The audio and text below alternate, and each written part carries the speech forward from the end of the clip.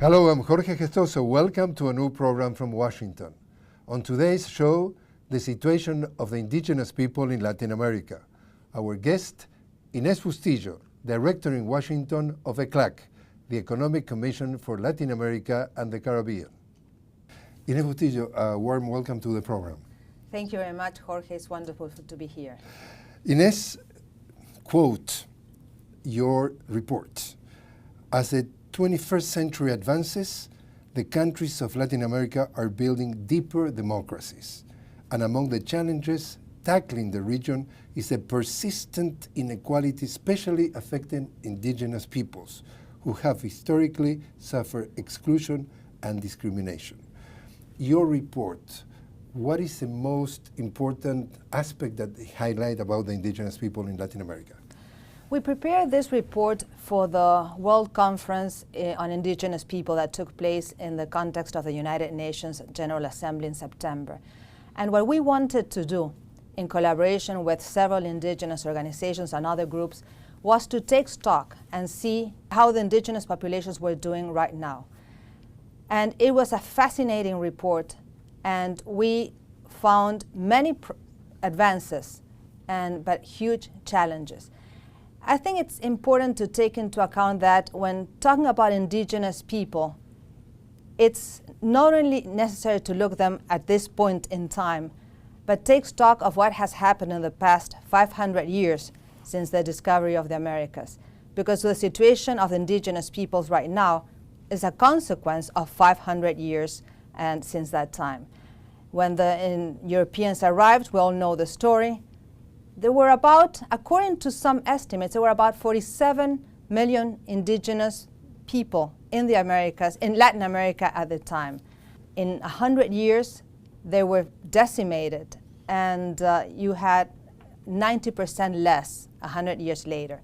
Right now, the census shows that there are 45 million people. What I'm saying is that it took 500 years to have exactly the same number of indigenous peoples that we had 500 years ago. About 8% of the total population. Exactly. And of course it varies by country. We have in Mexico, for example, a population of over 15 million people. We have in other countries population of 100,000 people, so it varies. Overall, we have, as I said, 45 million people, and in terms of indigenous peoples themselves, it's about 826 indigenous groupings.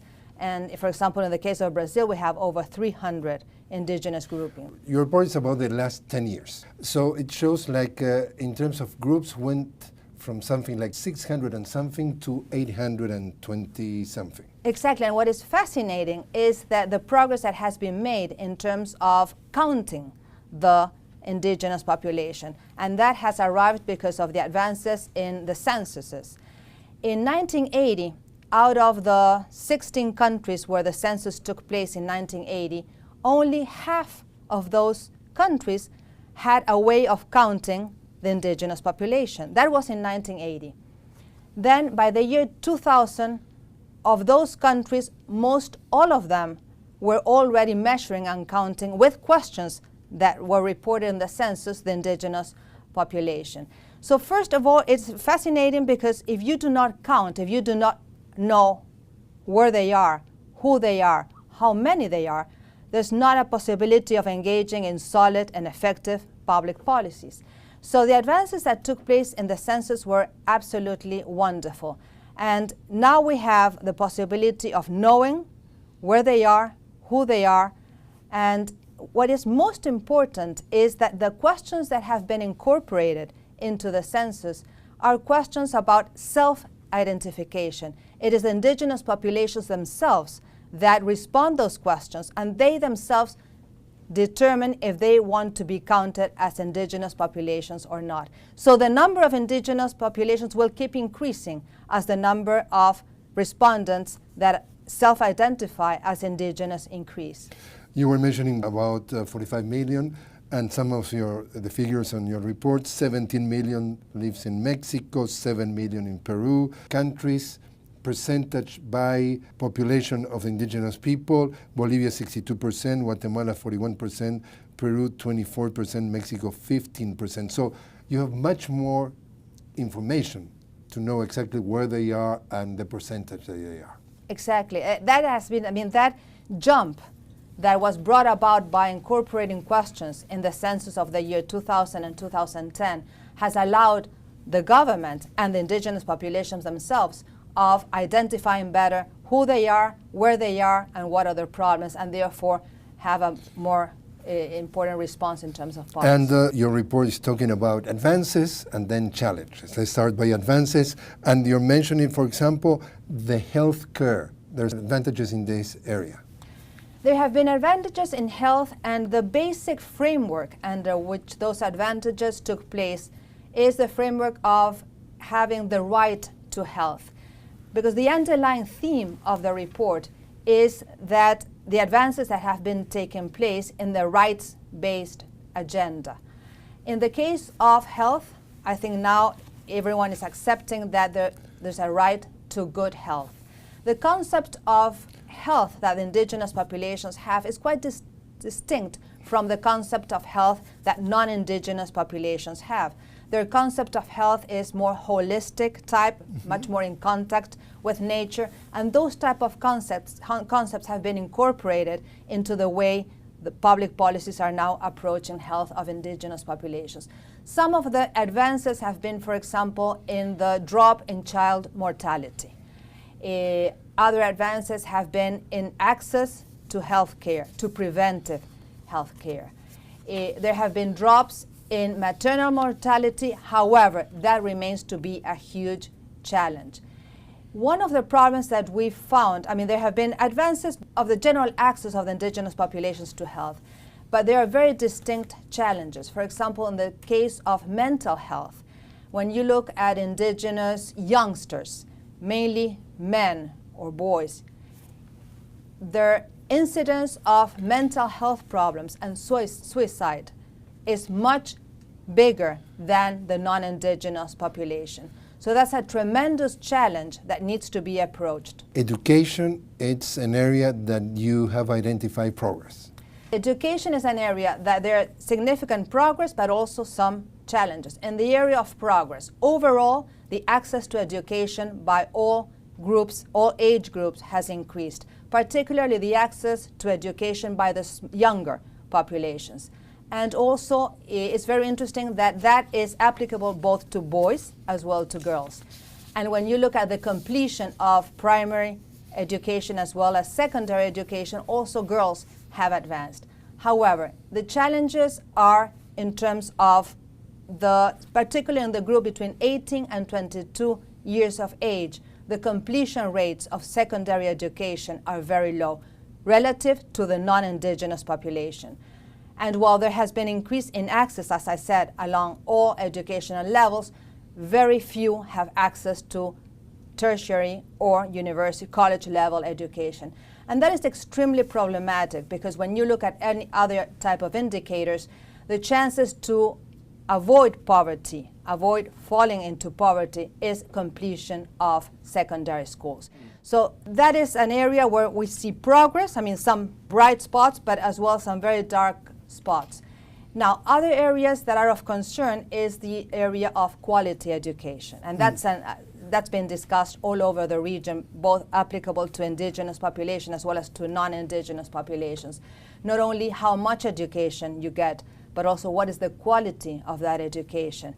Is it a type of education that prepares you for the challenges of the 21st century? Is it the type of education that will allow you to pass those famous PISA tests that worldwide that test your training in mathematics, in the science, in technology, etc.? So that's an area that is common to both challenge to both indigenous and non-indigenous. Very encouraging figures regarding the younger ones, talking about some data from the census taken from 2010-2011, attendance of children between 6 and 11 years of age ranged from 82% to 99%. So there's hope, but there's a long way to go. I think that's the best way of putting it. There is hope because there have been advances.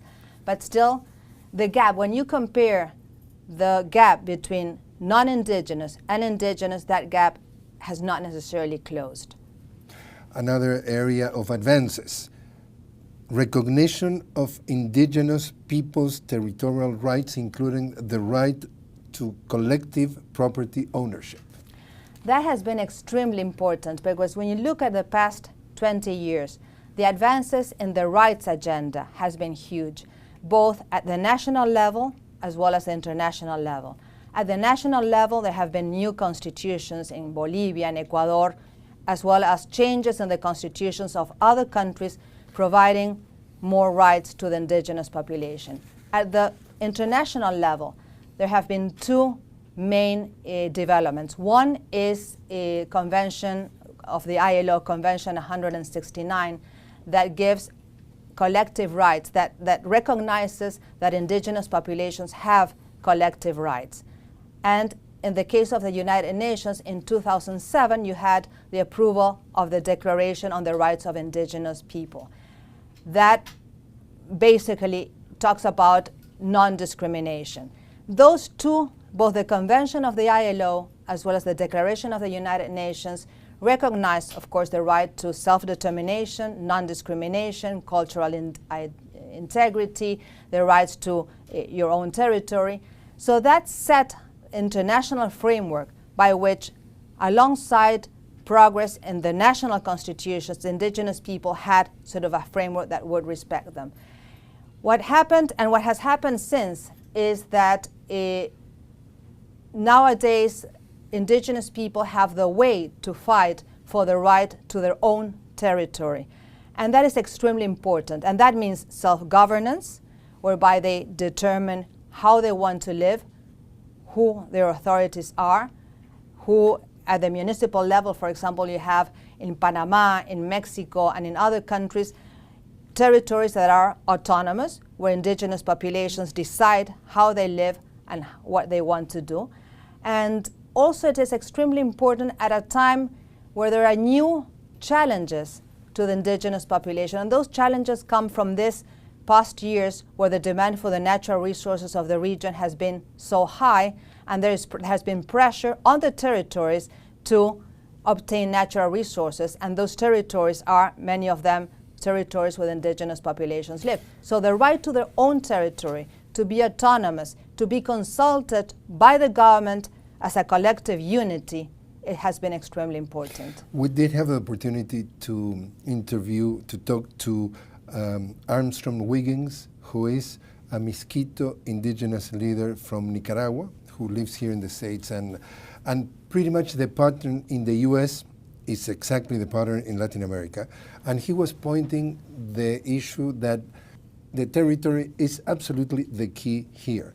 The indigenous people were in their territory. There they came the invaders, the colonizers, and then they put the indigenous people in reservations, and they marginalize them and they discriminate them since that point.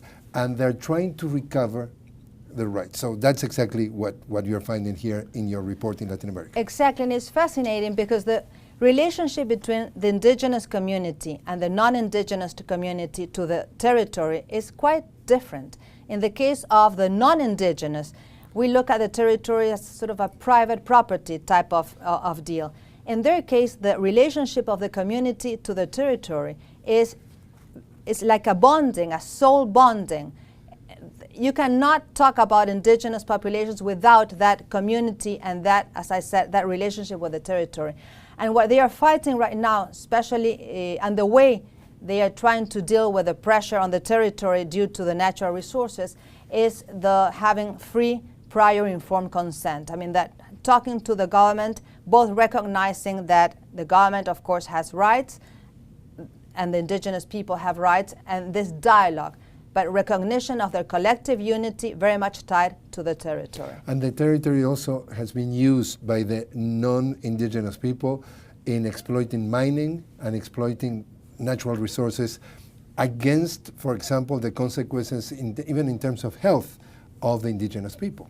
Not only in terms of health, also there has been concern with some of their sacred parts of the territory. Health, the sacred sites, also they would like to have access to some of the profits if they agree on the exploitation of natural resources, they would like to have also participation in the profits of those natural resources.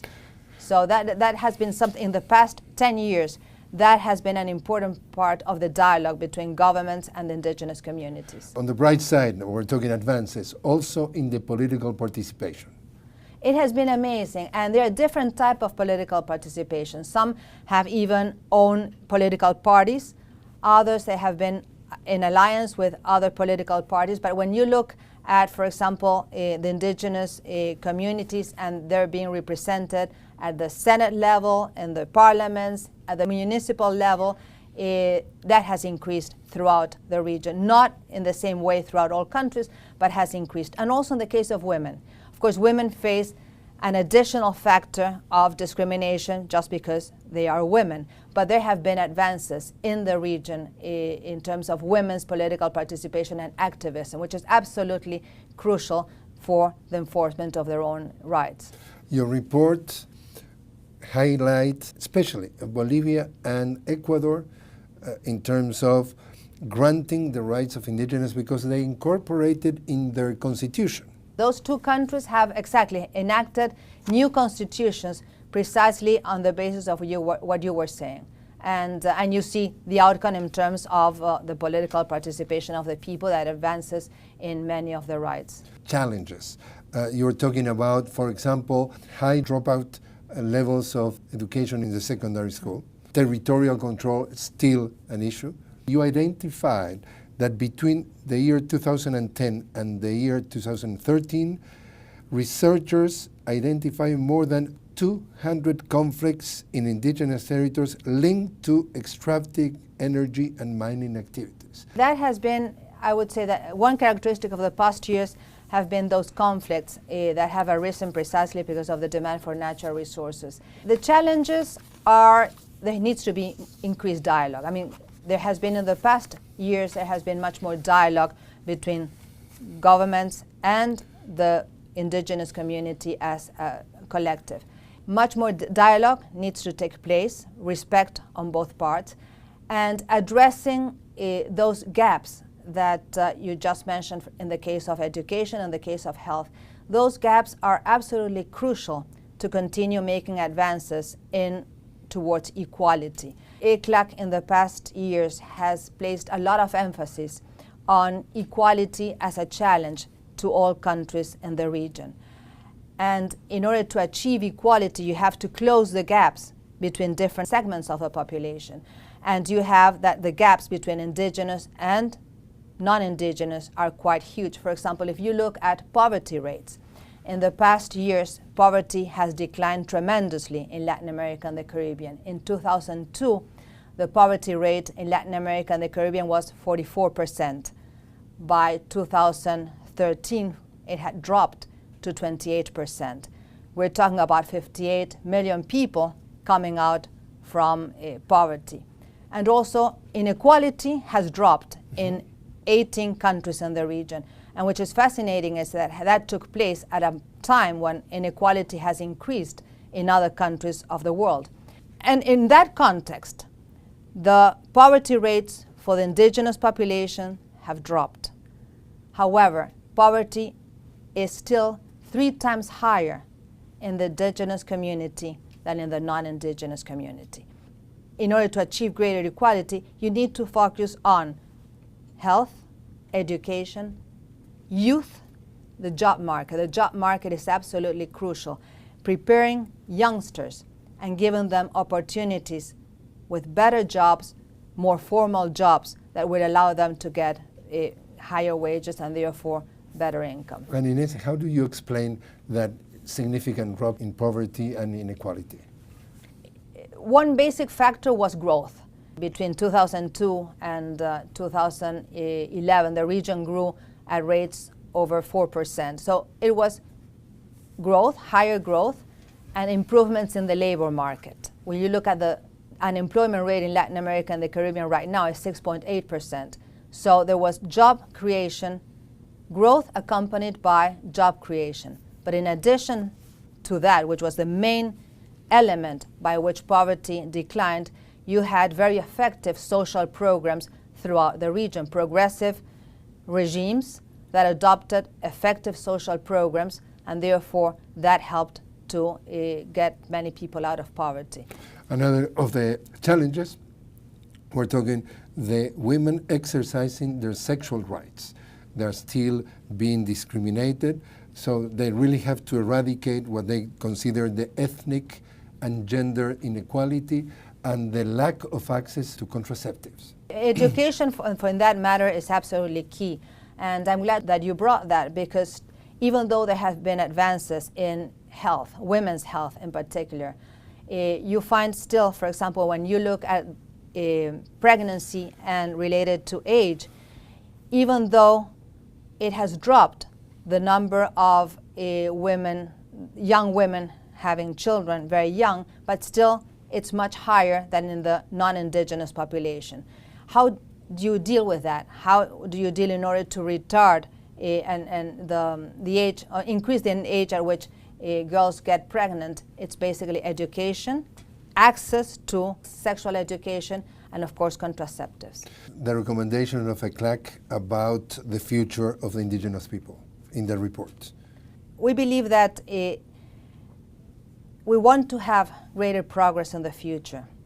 And in order to continue with this progress and face the challenges that we talked about, first of all, we always need to recognize the indigenous population as a collective unity, the indigenous population as free and engaging in self-determination, and participation in the political scheme is absolutely crucial for them to be able to exercise their rights and be able to increase their access to health, education that will eventually end up in improving their socioeconomic situation. On the other hand, that has to be done in the context of dialogue between the indigenous communities and the government, and also in a context of a society and economies that keep growing. It's much easier to improve the situation of indigenous as well as non-indigenous peoples in a situation where countries are doing better, they are growing, and therefore you have more. Mostly ECLAC is optimistic about the future? ECLAC is optimistic about the future. Now, we have to, when we look at what is going on right now, it's the external environment has changed.